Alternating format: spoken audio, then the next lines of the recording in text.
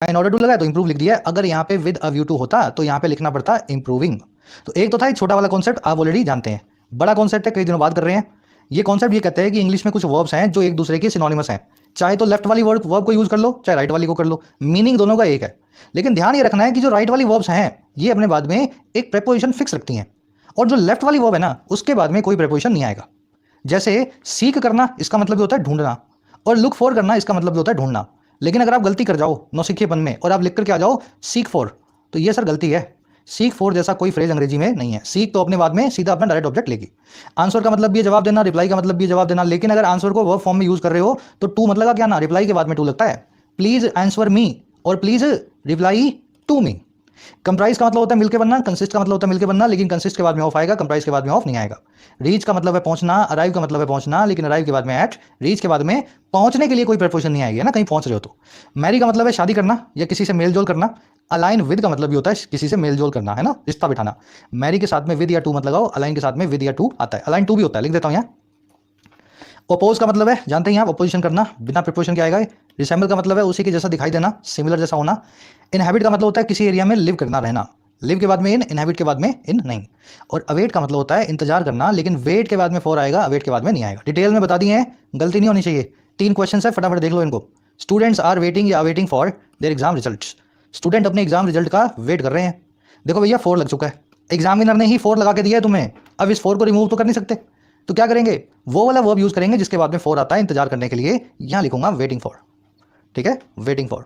अगर ये 4 यहां पे ना हो तो मैं लिख दूंगा अवेटिंग फॉर। अगर ये 4 यहां पे ना हो तो मैं लिख दूंगा अवेटिंग बिना 4 के। वैसे ही सम ओल्ड ट्राइब्स इनहैबिट या लिव दिस एरिया। कुछ पुरानी जनजातियां इस एरिया में रहती हैं। इन नहीं लगा हुआ, तो बिना इन वाला कौन सा होता है, इनहैबिट, कहीं पर रहने के लिए। यहां लिखूंगा इनहैबिट दिस एरिया। वैसे you are similar to my sister या you resemble to my sister. Resemble अपने बाद में टू नहीं लेता है, सिमिलर अपने बाद में लेगा, तो मैं लिख देता हूँ you are similar to my sister. अब देखो ये तो था नॉर्मल कॉन्सेप्ट, आपको ऑलरेडी आना चाहिए, नहीं आता तो सीख लो। अब इसको थोड़ा सा एडवांस लेके जा रहा हूँ सेकंड पार्ट में। ये जो 3 मैंने अंडरलाइन किए हैं ना, कंप्राइज, मैरी और अपोज, इनकी खास बात है।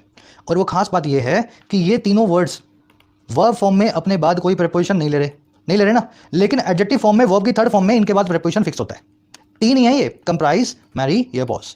अब देखो कैसे। The book was comprise 100 pages. किताब मिलके बनी थी 100 पेजेस से। कंप्राइज यहाँ पे एक एडजेक्टिव है, वर्ब की थर्ड फॉर्म है। और कैसे पता लगा, बी फैमिली की वर्ब के बाद में आ रहा है, कोई एक्शन को दिखा नहीं रहा। भाई किताब 100 पन्नों से मिलकर बनी थी तो उसमें एक्शन क्या हुआ, किताब अच्छी थी, किताब भारी थी, किताब आसान थी, किताब काम की नहीं थी, किताब 100 पन्नों से मिलकर बनी थी, तो कुछ काम नहीं हो रहा है यहाँ पे। तो इसलिए यहाँ पे पैसिव वॉइस में कोई एक्शन ना होने की वजह से कंप्राइज को एक एडजेक्टिव मानूंगा और कंप्राइज के बाद में ऑफ लगा के आऊंगा। समझ के बात, ऊपर नहीं लगाना था कंप्राइज के बाद में ऑफ वर्ब फॉर्म में, लेकिन कंप्राइज जब वर्ब की थर्ड फॉर्म एडजेक्टिव बन जाए अपने बाद में ऑफ लेता है।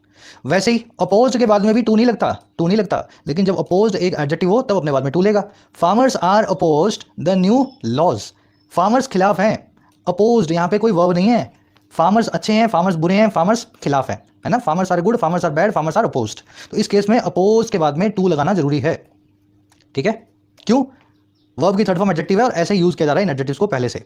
वैसे ही Selena is married Adam. Selena married है, सेलेना शादीशुदा है एडम से। यहाँ पे मैरिड एक एडजेक्टिव है, इज वर्ब के बाद में आ रहा है, तो यहाँ पे लिखूंगा मैरिड टू एडम, ठीक है, टू एडम। अगर यहाँ पे इसको निकाल दूं, सेलेना मैरिड एडम लिखना पड़ेगा फिर मुझे। मैरी वर्ब अपने बाद में कोई प्रेपोजिशन नहीं लगती है। अगर आप किसी से शादी कर रहे हो, आई मैरिड हर, मैंने उससे शादी की। Selena married Adam, Selena Adam से शादी की। लेकिन अगर इज लगा दूं और ये बताऊं सेलेना एडम से शादीशुदा है, तो उस केस में टू लेगा मैरी नाम का एडजेक्टिव। एडवांस कॉन्सेप्ट साथ में ले लिए दोनों, चलिए आगे